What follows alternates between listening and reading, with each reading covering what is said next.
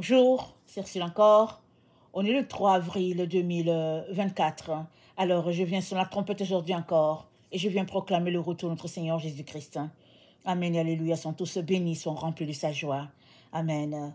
Alors, je viens apporter un message que le Seigneur m'a donné aujourd'hui, n'est-ce pas? Et je voulais à tout prix le livrer. Et c'est une vision, ok? J'étais en train de prier dans la nuit d'hier à aujourd'hui. Quand j'ai vu Jésus-Christ, et il était assis, et il avait la tête penchée, il était en train de lire. Il lisait quelque chose. Je suppose que c'est la parole de Dieu, mais il lisait. Et quand je l'ai vu, il avait la tête penchée, il avait un, je ne sais pas comment vous appelez ça, un châle. En tout cas, il avait comme la couverture sur la tête. Comme, vous savez, au Moyen-Orient, les rabbins, ils ont quelque chose là sur la tête. Quelque chose d'un peu épais là. C'était blanc. Et puis, il y avait des bordures dessus. Je ne peux pas dire exactement de quelle couleur étaient les bordures, je ne me rappelle pas. Est-ce que c'était bleu, est-ce que c'était de couleur sombre, est-ce que c'était de couleur brun, je ne me rappelle pas. Tout ce que je sais, c'est que c'était quelque chose de blanc. Et puis, il y avait des bordures vers la fin de ce châle-là. Ou bien de ce voile, je ne sais pas comment on l'appelle. Ok, excusez-moi. Alors, puisqu'il avait la tête penchée quand je priais, alors j'ai regardé bien pour savoir c'était qui. Il a soulevé la tête, j'ai su que c'était Jésus. Donc je l'ai regardé, et qu'est-ce qu'il a fait? Il s'est tourné de profil. Amen, il s'est tourné de profil, je l'ai bien regardé, il est revenu encore, il m'a encore regardé, et il a baissé la tête, et la vision était finie. Donc, j'ai vu les traits de Jésus. Et je savais qu'il voulait me montrer quelque chose. Quand il s'est tourné de profil, j'ai bien vu, sa peau n'était pas une peau brune comme la mienne. Quand je l'ai regardé de visage, je savais que c'était quelqu'un du Moyen-Orient. C'est-à-dire, vous savez qu'ils sont un peu comme s'ils sont comme s'ils sont mulâtres. Ils ont une peau, n'est-ce pas? Pas une peau blanche, pas une peau noire, mais vraiment les gens du Moyen-Orient. Alors, quand je l'ai regardé, j'ai regardé la personne, c'était cette peau-là qu'il avait, c'était cette couleur-là qu'il avait. Et puis, généralement, c'est cette couleur de peau avec laquelle je l'ai vu. Amen. Alors, il s'est tourné de profil. Je n'ai pas vu ses cheveux. Mais ce que j'ai vu qu'il me montrait très bien, c'était ce qu'il y avait sur sa tête. Ce qui couvrait toute sa tête. Alors, quand c'est une femme, on va dire qu'elle portait un voile. Quand c'est un homme, je ne sais pas comment on dit ça, mais il portait quelque chose, ça couvrait tout. Et Jésus était en train de mettre l'emphase sur ce qu'il me montrait. Et qu'est-ce qu'il me montrait? Il me montrait son visage. Et puis, il s'est tourné de profil. Il n'y avait pas une autre couleur. Et il est revenu. Et c'était cette couverture-là qu'il avait sur lui. J'appelle ça couverture ou bien un châle qu'il avait sur lui. Et ça m'a fait aller dans 1 Corinthiens 11, ça dit, c'est Paul qui parle. Alors, 1 Corinthiens, attendez, 11, le verset 4, ce que je voulais lire, c'est « Tout homme qui prie ou qui prophétise la tête couverte déshonore son chef. Toute femme, au contraire, qui prie ou qui prophétise la tête non voilée déshonore son chef. C'est comme si elle était rasée. » Je vais m'arrêter là. C'est dit, au verset 4, « Tout homme qui prie ou qui prophétise la tête couverte déshonore son chef. » Jésus avait la tête couverte. Est-ce qu'il était en train de déshonorer son chef? Non. Jésus a mis l'accent sur le fait que sa tête était couverte. Il était en train de lire la Bible. Pas la Bible. Il était en train de lire. Je suppose que c'est la parole de Dieu. Et sa tête était couverte comme ça. Et quand il m'a montré ça, j'ai connecté au fait que les différents rabbins que je connais, j'ai souvent vu les rabbins avec cette couverture-là sur la tête. Et c'est ça que Jésus-Christ me montrait. Et ça veut dire que ce passage-là qui est ici, il y a un bémol avec ce passage. Parce que c'est dit que tout homme qui a quelque chose sur la tête, il déshonore son chef. Or, Jésus-Christ, il avait quelque chose sur la tête et il n'a jamais déshonoré Dieu. Et même quand on voit les différents rabbins, ils ont quelque chose sur la tête, une couverture, un voile sur la tête. Et ça doit nous amener à aller questionner Dieu sur cette partie-là que nous avons dans notre Bible pour dire qu'est-ce qui se passe. Avons-nous été mal orientés? De telle sorte que la femme a quelque chose sur sa tête, alors que l'homme aussi devrait en avoir et puis il n'en a pas? Ça, c'est des questions qu'on peut se poser, n'est-ce pas? Mais ce que Jésus-Christ m'a montré, qu'il voulait que je voie, ce sont les traits de son visage, n'est-ce pas? Il me les a montrés. Ce n'était pas quelque chose de couleur brune ou couleur noire, si on peut le dire ainsi. Ses cheveux, je n'ai pas vu. Il n'y avait pas une longueur quelconque sur ses cheveux. Il n'y avait pas les styles rasta ou quoi. Tout était couvert. Tout ce que je voyais, c'est quelqu'un qui était serein dans la présence de Dieu, en train d'étudier les Écritures qu'il était en train d'étudier parce qu'il avait la tête penchée. Alors, voilà où j'en viens. C'est que l'ennemi veut amener les enfants de Dieu sur un terrain faux afin de les égarer. Il est donc très important que tu fasses attention à ta relation avec Dieu. Il est important que tu y veilles parce que l'ennemi est en mission sur la terre pour déstabiliser la foi de plusieurs. Alors que il y a un groupe sur la terre qui se prépare à annoncer un Jésus de couleur brune ou bien si vous voulez de couleur noire, alors que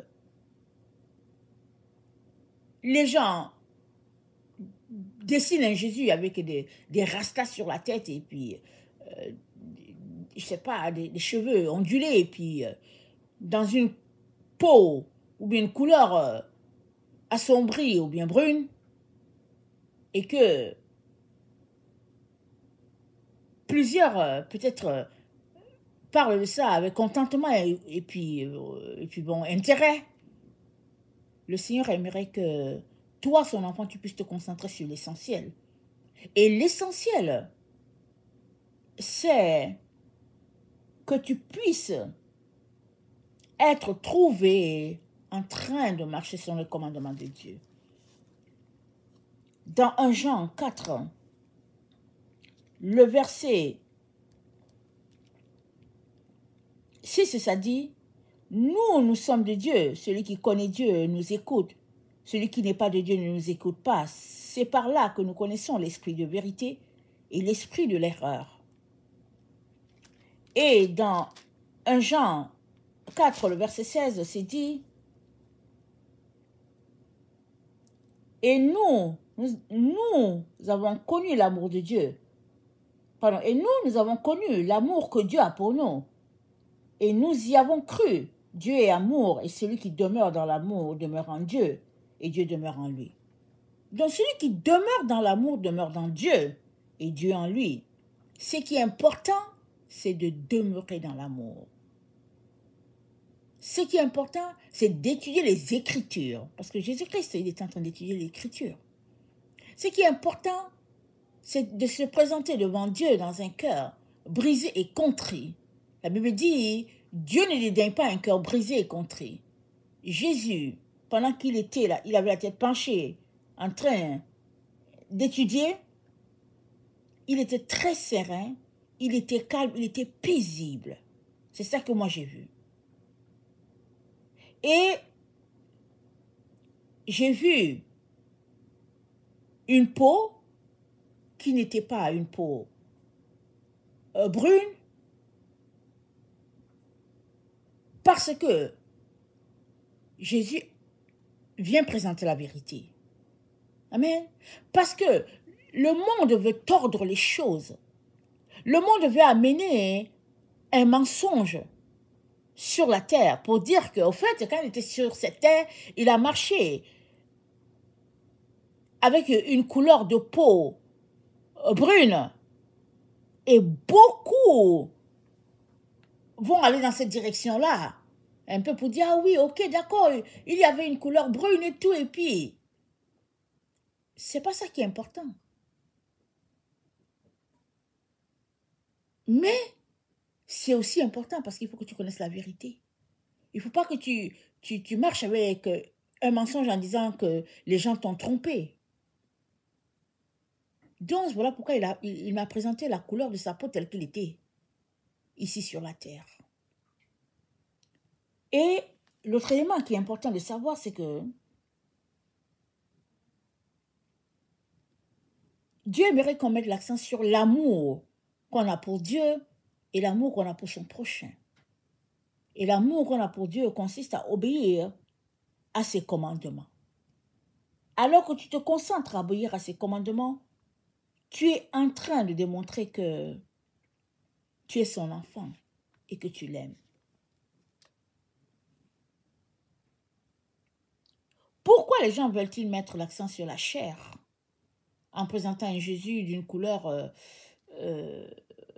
qu'on dit qu'il est? Pourquoi ils veulent mettre l'accent sur la chair? Jésus marchant sur cette terre n'a pas élevé la chair. Il a dit aux gens, la chair ne sert de rien. C'est l'esprit qui vivifie. Il le dit encore aujourd'hui. La chair ne sert de rien. L'esprit qui vivifie. Mais pourquoi est-ce que les gens mettent l'accent sur la chair? Pourquoi? Ça, c'est un agenda caché qui est là, afin d'égarer le plus grand nombre. Il est important que tu ne t'y embarques pas. J'ai déjà parlé de ce sujet-là, n'est-ce pas? Avant-hier. Mais à cause du message que Jésus m'a donné aujourd'hui en me donnant cette vision de lui, je préfère encore venir présenter ce que j'ai vu. Et dans 1 Jean 2, le verset 16, c'est dit, car tout ce qui est dans le monde, la convoitise de la chair, la convoitise des yeux et l'orgueil de la vie ne vient point du Père, mais vient du monde. La convoitise des yeux, l'orgueil de la vie, la convoitise de la chair, ça c'est l'œuvre de l'ennemi. Que ce soit tel leader sur la terre qui te disent comment est Jésus et que les tableaux, les anciens tableaux disent ceci, les peintures anciennes. La vérité n'est pas trouvée dans les peintures anciennes. Ce n'est pas trouvé non plus dans le témoignage d'un leader X sur la terre. Le témoignage de Dieu est ancré en nous. Amen. Parce que celui qui l'a connu, il l'a aussi justifié. Et Dieu a ce témoignage en nous, c'est que, le témoignage de Dieu en nous, c'est que Christ habite en nous par la foi. C'est ça le témoignage de Dieu en nous. Ce n'est pas le fait que le Jésus que tu as, il est d'une certaine couleur, et puis il est le vrai, et puis bon, l'autre, il a le faux. C'est pas ça. Ça, c'est des faux débats dans lesquels il ne faudrait pas entrer du tout, du tout. Il faudrait sortir de là. Parce que l'ennemi se prépare à égarer un grand nombre sur la terre avec cette histoire-là. Et l'autre élément qui est important de mentionner,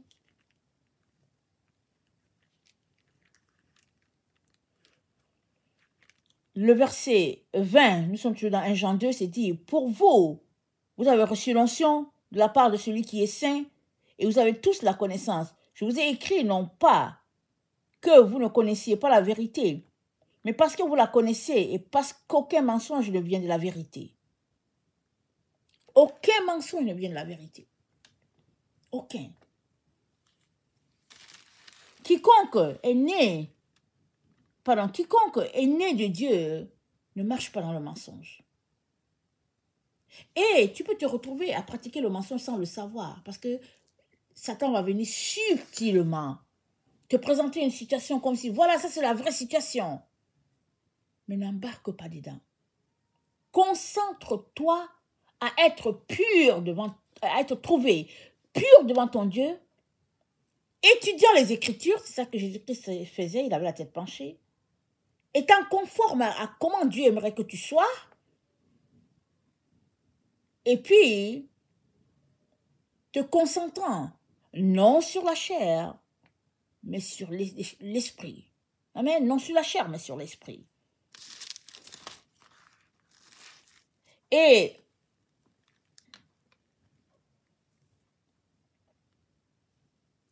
Pierre a dit,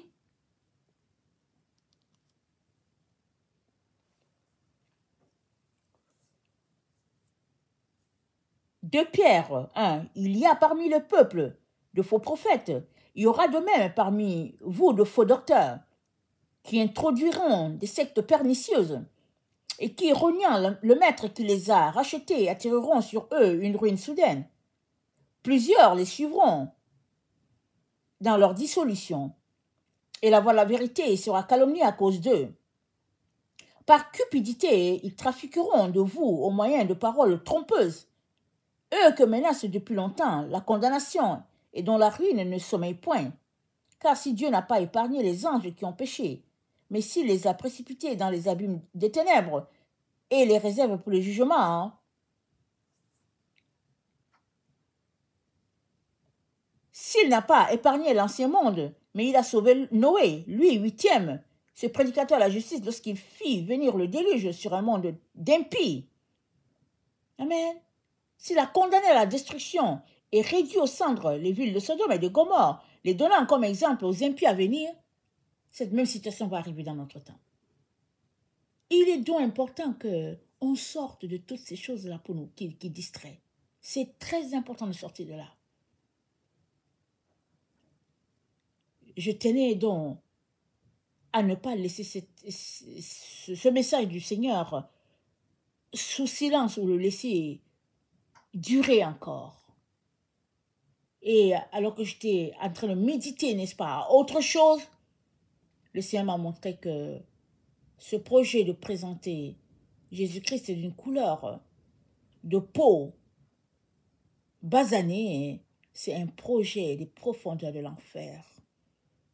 Un projet vraiment cynique pour égarer une bonne partie des gens blessés, qui ont subi des abus, et l'ennemi va aller vers eux comme pour dire, voilà, on arrange la situation, et ils seront encore bien égarés encore. Mais pour nous qui connaissons Christ, le plus important, c'est de bâtir sa relation avec le Père, le Fils, c'est de marcher par l'Esprit, le Saint-Esprit, et c'est de s'assurer que on est en train, n'est-ce pas, de nous détourner des voies du monde. Tu ne peux pas marcher avec Jésus et puis marcher avec le monde, tu ne peux pas. Alors, une fois que tu choisis Jésus, concentre-toi sur les voies de Jésus et le Seigneur va t'aider, n'est-ce pas, à t'améliorer, il va t'aider à te parfaire, il va t'aider à grandir, à t'épanouir, de telle sorte que tout ce qui n'est pas de Dieu soit condamné en toi, par toi, autour de toi. C'est-à-dire tu n'accepteras pas de t'associer à ces choses-là. Amen. Et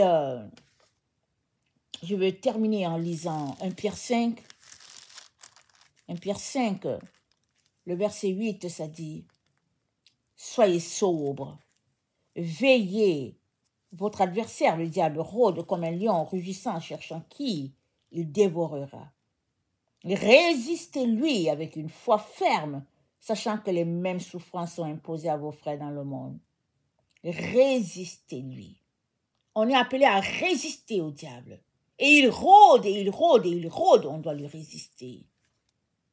Alors que le Seigneur bénisse sa parole et que nous puissions nous concentrer, n'est-ce pas, à connaître notre Dieu, à connaître notre Seigneur Jésus et à marcher dans l'amour, aimant Dieu le Père, Dieu le Fils, aimant l'avènement de notre Seigneur et puis aimant notre prochain. Voilà. Parce que le plus grand, c'est l'amour. Quand tu as l'amour envers ton frère, envers ta sœur, tu iras loin, tu iras à destination. L'amour va faire que tu triompheras des pièges mis sur ton chemin. Dieu est amour. Et il aimerait que celui-là qui l'adore puisse l'adorer en esprit et en vérité. Voilà la chose la plus importante. Pas le fait que un Jésus, il est comme s'il est comme il est telle autre couleur de peau. Ça ne va pas te donner le salut. Sors de ces choses-là. Et concentre-toi à aimer ton Dieu. Que le Seigneur bénisse sa parole. Maranatha, Jésus revient. Amen, alléluia, sont tous bénis. Amen.